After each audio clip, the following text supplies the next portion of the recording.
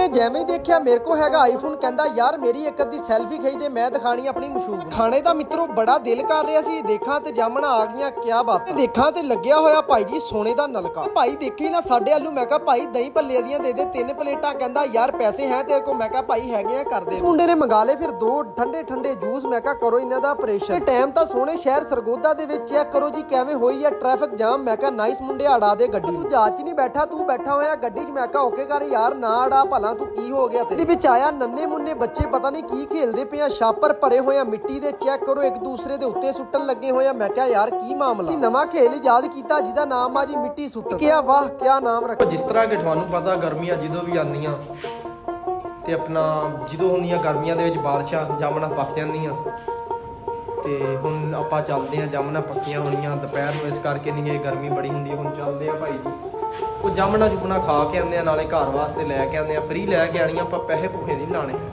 ਤੇ ਲੈ ਕੇ ਆਣੀਆਂ ਤਾਜ਼ਾ ਤੋੜ ਕੇ। ਪਹਿਲੇ ਨੰਬਰ ਤੇ ਯਾਰਾਂ ਨੇ ਚੱਕਿਆ ਟੋਕਰੀ ਜੋ ਛਾਪਰ, ਮੈਂ ਕਿਹਾ ਯਾਰ ਇਹਦੇ ਚ ਭਰ ਕੇ ਲੈ ਕੇ ਆਵਾਂਗੇ ਜਾਮਣਾ। ਦੂਸਰੇ ਨੰਬਰ ਤੇ ਖੋਲਿਆ ਦਰਵਾਜ਼ਾ, ਮੈਂ ਕਿਹਾ ਯਾਰ ਖੁੱਲ ਜਾ ਸਿਮ ਸਿਮ। ਜਿਵੇਂ ਕਿਹਾ ਖੁੱਲ ਜਾ ਸਿਮ ਸਿਮ, ਦਰਵਾਜ਼ਾ ਗਿਆ ਖੋਲ। ਆ ਖੜਾ ਜੀ ਹੈਪਾ ਬਾਈਕ ਜਿਹੜਾ ਕਿ ਅਸੀਂ ਕੱਢਣਾ, ਖੜੀ ਆ ਨਾਈਸ ਮੁੰਡੇ ਦੀ ਗੱਡੀ। ਯਾਰਾਂ ਨੇ ਹੈਪਾ ਬਾਈਕ ਦੀ ਚਾਬੀ ਕੀਤੀ ਆਨ, ਮੈਂ ਕਿਹਾ ਯਾਰ ਜਲਦੀ ਜਲਦੀ ਹੋ ਜਾ ਸਟਾਰਟ। ਸ਼ੂ ਕੀਤਾ, ਨਾਲ ਹੀ ਦੇਖਾਂ ਟੈਂਕੀ ਚੋਂ ਆਈ ਆਵਾਜ਼, ਕਹਿੰਦੇ ਪੈਟਰੋਲ ਕੋਈ ਨਹੀਂ। ਚੱਕੀ ਸਕੂਟਰ ਦੀ ਚੋਕ, ਮੈਂ ਕਿਹਾ ਯਾਰ ਹੋ ਜਾ ਸਟਾਰਟ, ਨਾਲ ਹੀ ਹੋ ਗਿਆ ਸਟਾਰਟ। ਹੁਣ ਦੇਖਦੇ ਆ ਕਿੱਥੇ ਜਾ ਕੇ ਹੋਏਗਾ ਬੰਦ। ਮਰਜ਼ੀ ਜਾਮਨ ਦਾ ਬੂਟਾ ਲੱਗਿਆ ਹੋਵੇ ਮਿੱਤਰੋ, ਉਹਦੇ ਉੱਤੇ ਚੜ ਕੇ ਅਸੀਂ ਖਾ ਲੈਣੀ ਆ ਜਾਮਣਾ। ਹੁਣ ਦੇਖਦੇ ਆ ਕਿੱਥੇ ਲੱਗਿਆ ਹੋਇਆ ਬੂਟਾ।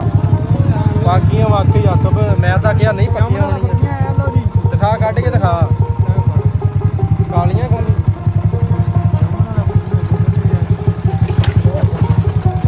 ਪਰਾਡੋ ਬਚਾਈਓ ਭਾਈ।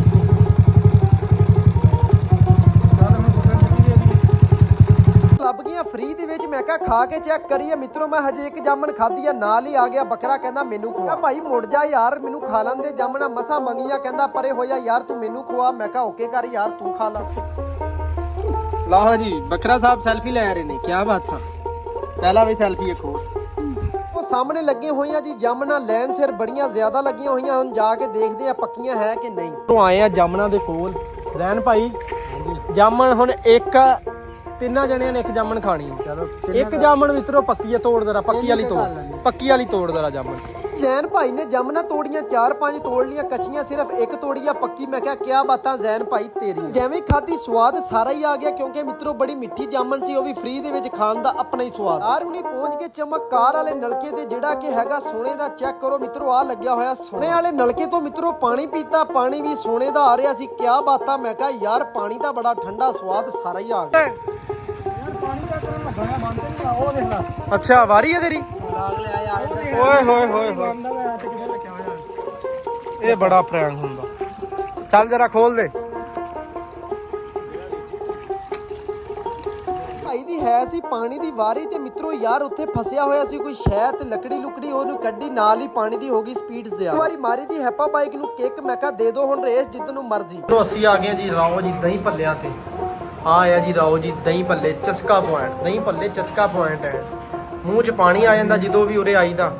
ਤੇ ਹੁਣ ਕਰਦੇ ਆ ਆਪਰੇਸ਼ਨ, ਦੇਖਦੇ ਆ ਕਿੰਨੀ ਕੁ ਦੇਰ ਬਾਅਦ ਆਉਂਦੇ ਆ ਦਹੀਂ ਭੱਲੇ। ਮਿੱਤਰੋ ਤੁਸੀਂ ਕਹਿੰਦੇ ਹੋ ਦਹੀਂ ਭੱਲੇ ਕੌਣ ਖਵਾ ਰਿਹਾ? ਦਹੀਂ ਭੱਲੇ ਖਵਾ ਰਿਹਾ ਸਾਡਾ ਯਾਰ ਜ਼ੈਨ ਜਾਟ ਸਾਹਿਬ ਸਾਨੂੰ ਦਹੀਂ ਭੱਲੇ ਖਵਾ। ਇਹਨੂੰ ਕਿਹਾ ਮੈਂ ਕਿਹਾ ਯਾਰ 3-4 ਪਲੇਟਾਂ ਦਹੀਂ ਭੱਲਿਆਂ ਦੀਆਂ ਲਾ ਦੇ। ਭਾਈ ਕਹਿੰਦਾ ਤੇਰੇ ਮੈਂ ਚਪੇੜਾ ਨਾ ਲਾਦਾ। ਮੈਂ ਕਿਹਾ ਭਾਈ ਨਹੀਂ ਤੂੰ ਦਹੀਂ ਭੱਲੇ ਹੀ ਲਾ। ਇਹਨੂੰ ਮਿੱਤਰੋ ਜਿੰਨੀ ਮਰਜ਼ੀ ਜ਼ਿਆਦਾ ਭੁੱਖ ਲੱਗੀ ਹੋਵੇ, ਸਿਰਫ ਇੱਕ ਦਹੀਂ ਭੱਲਿਆਂ ਦੀ ਰਾਓ ਜੀ ਦੀ ਖਾਓ ਪਲੇਟ, ਬੰਦਾ ਰੱਜ ਜਾਂਦਾ। ਮੈਨੂੰ ਦਿਓ ਇਜਾਜ਼ਤ, ਆਪਣਾ ਖਿਆਲ ਰੱਖਿਓ, ਨਮਾਜ਼ ਕਾਇਮ ਕਰਿਓ, ਪਾਕਿਸਤਾਨ ਜ਼ਿੰਦਾਬਾਦ।